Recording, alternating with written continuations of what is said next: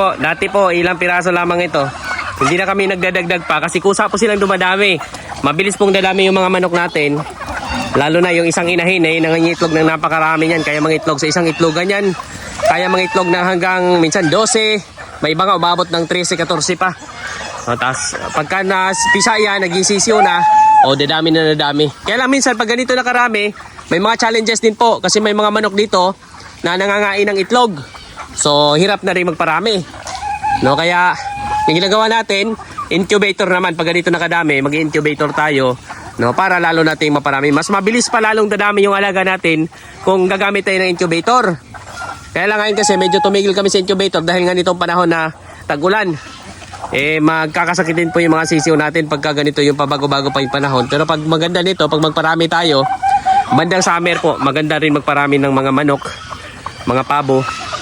Ang kaibahan nitong manok at pabo, itong manok, medyo mabilis ito mapisa yung mga itlog nila, nasa mga 21 days lamang. Habang yung pabo inaabot na mga 28 days. So ganun ka, kuan. Ayan, may gansa rin po tayo dito.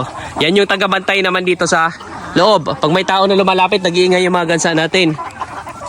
O, ayan o. So, dito din nakakatipid tayo. Actually, isa rin yun sa lagi nating sinishare dito. Nakakatipid tayo pagdating sa pagkain ng mga alaga. Kasi ang pagkain namin, ayan po, yung pinag-aagawan nilang yan ngayon ay ito po ang pagkain ng mga alaga namin, oh. Mais. Oh, yellow corn lamang po yan. Oh. Which is itong yellow corn, pwede nating itanim. Hindi na tayo bibili-bili na pagkain ng alaga. Hindi tayo gagastos ng malaki. So, ang advantage naman dito, kasi naka-free range lamang po itong mga alaga namin. Pati nga po kambing nandito, oh. Pati kambing nakikisali rin po dito. Kaya kailangan isa rin yung net doon kasi uubusin ng kambing itong mais nila. So yung kambing naman ay marami namang damo dyan sa labas. So goods na yan sa kanila. No, so pansin nyo dati, kulungan namin netong alaga, maliit pa. Dito lang po dati yun. Yung mga kung meron kayong makikita nyo doon sa mga nauna ko pang video doon. Grabe, ilang piraso lamang po talaga ito. No, may maliit na bahay lang sila dyan sa likod banda. Pero ngayon po, ayan na. Oh, medyo pinalaki na namin yung bahayan nila. Tapos dito sa kabila po, oh, may mga bahayan pa dyan na marami para sa mga manok natin. Tapos may sariling bahay din mga baboy, kambing. Ayun, doon sa likuran. Oh, ayan, oh. Napaka bilis dumami ng alaga. So dito, pagka ganito naman, ang pinaka malaking advantage po, meron tayong libreng makukuhang ulam pag nangitlog na yung alaga natin. No, tapos kapag may mga okasyon, oh, madali na. Hindi na tayo bibili. So ayan ang ginawa natin. Actually itong area namin, ilalim ng niyugan nito. Madamo dyan sa unahan. Pinapakawalan din natin sila dyan. Binubuksan natin yung pintuan dyan. So lumalabas din sila dyan. Kaya hindi lamang po nakapokus dun sa mais yung pagkain nila. Pati yung mga insekto sa labas, mga prutas kinakain din nila. So ayan, may baby kambing din kami dito. Kaya lang napipilayan po ata. Pilay ang isang baby kambing natin. Bay. Oh, lalaki yan. Laki yan? Oo. Iyo yan? Ah, may pototoy. Ayan. Baby kambing. Ano, pinasok yun. Bakit? Anong nangyari sa kanya? Tsapa niya. Yung niya, pinasok sa bibig niya. Babala na. Inangangamba yung mama niya. Oh, ayan. Madaw. Oh. Hindi siya. Medyo pilay lang. Siguro naipit yan. So, ayan, oh. So, nasubo ng kambing yung kanyang paa doon sa bibig ni Andrea. Kaya siya dura. Ayan, oh.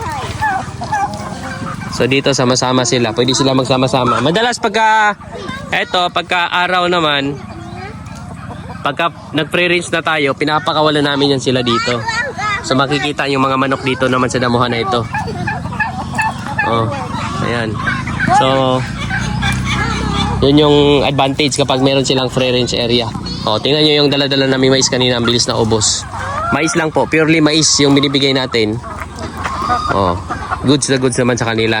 Although minsan pag napakain ng baboy, pag open yan dyan, nakikikain din yan sila doon sa labas. Sumasali sila sa pagkain doon sa mga pagkain ng baboy. Mga kangkong, may darak, may pigs. Yan, kumakain din sila yan. So dito sa loob ng bahayan ng alaga, ito po ang itsura. Ayan, o. Nakakuan po. Ganyan po itsura. Meron silang mga patungan dyan. Oh, halo-halo lang to. Dati nag-aaway-away pa to. May pabo manok nag-aaway. Depende rin po kasi yan. No, may mga pabo mabait naman, mga manok. O mga gansa, mabait naman. So walang problema. May mga gansa din nanunuka minsan. Pero may mga gansa din mabait tulad dito. Nadidisiplina din naman to mga gansa. Kaya dito nagbawas tayo ng pabo. Nasa kabilang lote yung ibang pabo natin. No, ngayon yung mga nandito natin, ito yung isang timpa ng pabo. So ayan. Manok, pabo, gansa, halo-halo po yung mga alaga natin dito.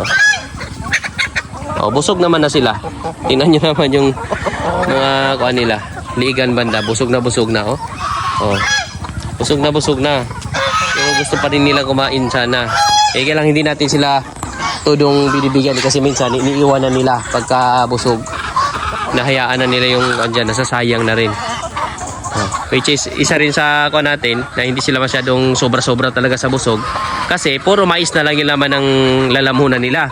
So kailangan meron din sila makain ng mga insect doon sa labas, yung mga niyog, alam niyo yung mga kinakain ng daga, pag nangalaglag yan, kinakain din ng mga alaga natin yan. Ayan. So, yun lang naman ang naging diskarte natin. Ang pinaka-diskarte lang talaga ay nag-umpisa. Yun lang. Once na nag-umpisa ka, kahit ilang piraso yan, basta matutukan mo lang din, papakain mo sila. Tapos yung kanilang itlogan, kailangan maingatan mo, hindi siya nababasa. Nililimliman nila, tapos naging sisiw. Tapos yung sisiw, alagaan mo rin. Bigyan mo ng pagkain ng sisiw. Sa amin nga dati, bigas-bigas lang. Talagang dadami yan. Or other option, yung inahin na may mga sisiw, ilagay mo sa bahayan na sarado tulad dito para hindi sila makain ng mga daga. Or hindi sila mawala. Ayan, lagyan mo ng ganito sa may lagayan sila. Tapos pag malaki-laki na at tingin mo yung malakas na, ay pwede na rin silang pakawalan. Kasama na ibang mga manok. Kasama ng inahin na manok. So, yun yung isa sa diskarte din para maparami natin ang ating mga alaga sa silong at libre ulam na. May pang-ulam na, meron pa tayong pwede pambenta. So, ayan yung mga diskarte natin dito sa pag-alaga ng mga manok. Muli po, sa inyo lahat maraming salamat po.